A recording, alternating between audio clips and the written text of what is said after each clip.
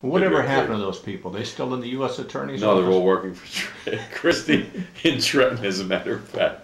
Some of them even made contributions to him against their guidelines. But let me zero in on this bounty issue. Ralph Mara, while this is going on, Dweck has got a deal worked out where the people involved in unraveling his Ponzi scam decide to pay him about $15,000 a month for his help now to unravel the Ponzi scheme. Out of the money he stole? Out of the money, out of his assets, which is supposed to be divvied up and given back to the people he defrauded. So essentially what you have, he's defrauding them, if you will, a second time by pooling this money. So the judge... We've got to stop. We've got to stop.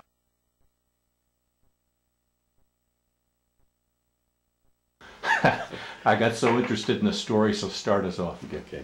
Let me refresh the circumstances, what was going on. This is about February now, okay? In February, you got to realize, and this is coming from all the other tapes, Cheatham has already identified to Dweck a cavalcade of people in the building department, the redevelopment agency, and other auspices of city government, whom he's going to acquire all the assistance that Dweck needs. And he tells them this a couple times on the tape. I'm getting all your help from the building department, from the redevelopment agency, from so-and-so, and the business administrator's office, and that's where you're getting your help. You don't need to be meeting with other people. He's telling him this. He's telling the government this. This is February. At the same time, Ralph Mara, who's the U.S. attorney appointed by Christie, acting and overseeing the investigation, is telling the bankruptcy court, who's handling the Dweck bankruptcies, where he is now this $15,000 a month paid witness out of the proceeds, which is supposed to go back to the people he defrauded, that he needs more time. And more time, you already know, if you would, that Dweck has identified people who, were corrupting their public office to, or Cheatham has identified people who were corrupting their public office to help Solomon Dweck expedite his permits. Mm-hmm. But that wasn't good enough, because why is Ralph Mara now asking the judge for more time, and the judge gives him another 90-day rollover? And all of a sudden, with this rollover, the sting crescendos, if you will. Now we start bringing in the candidates for office. But they needed something to do that. And what happened is Dweck winds up telling Mahir Khalil, Ed Cheatham, guy Dennis Jaslow, and others, that you bring me, Jack Shaw, you bring me whomever, candidates for office, whatever I donate to them, I'm going to give you. So in essence, there was a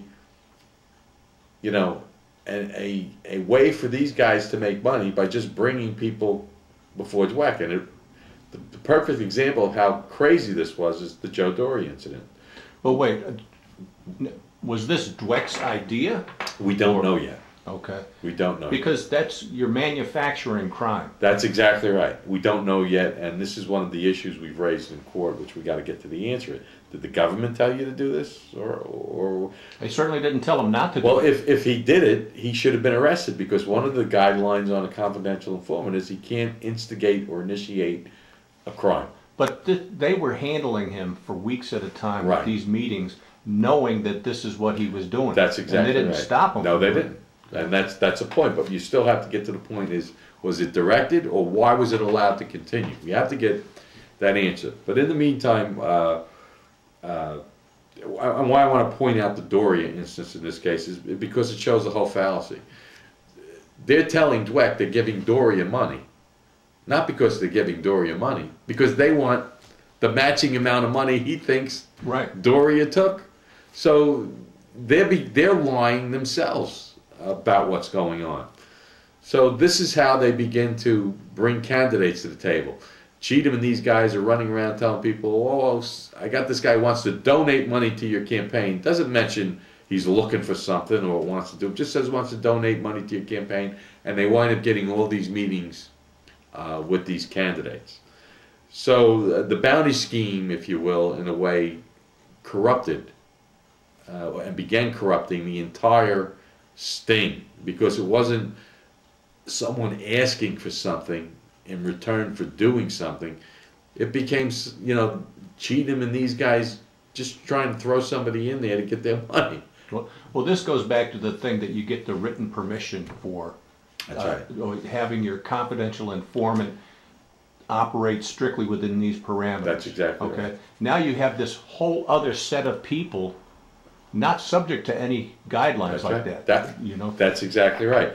The Cheathams, the Shaws, the Jaslows, they're not under the Attorney General guidelines.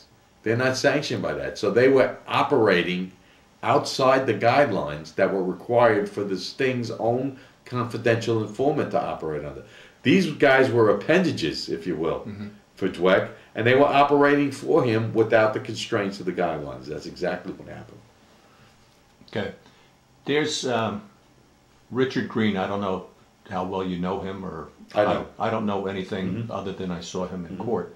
But it was it seemed a very odd thing. He was brought in to testify in the Harvey Smith trial. He had been charged himself, and just maybe 2 days before his testimony, the charges were all dropped. Right. All right.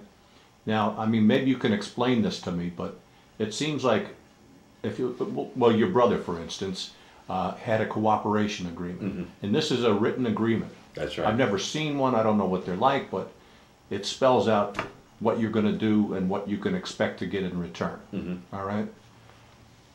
If they drop all the charges against somebody like Green, and then they use him as a witness, is there any written cooperation agreement? Well, there wasn't on Green, because they said that, you know, he testified on the stand that there wasn't an agreement. Then do they drop the charges so they can make an agreement with him that they don't have to write down? I'm sure they can talk in you know, gray language, if you will, exactly what they expect from him if he went on the stand, and I'm sure that happened, and it doesn't get documented. As we're going to find out, there's a lot of things that happened in this entire sting that should have been documented by agents that wasn't, and things that got documented that were destroyed. So we'll get into that. But okay. In his case, no, he testified on the stand that there was no agreement in place. Okay. Yeah, but you know, my suspicion is,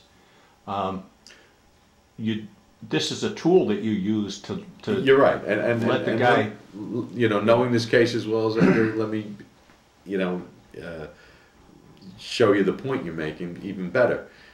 He was a middleman, okay, and they dismissed the charges against him. He's the guy that was on camera agreeing to do a crime. Okay. If there was anybody that they had doing a crime, it was Green. Well, let's look at the Mike Manzo case. Okay. Joe Castagna, okay, who was arrested, never indicted, is in the same circumstance, less stringent circumstances than Green. Joe Castagna merely delivered what he thought was a contribution to the candidate, Mike Manzo, on behalf of Dweck. Never made any agreements for anything. And he was arrested. He's still signing continuance agreements with the U.S. Attorney's Office. And the question is, why are they continuing to prosecute or attempt to prosecute Joe Castagna when they let Richard Green off the hook?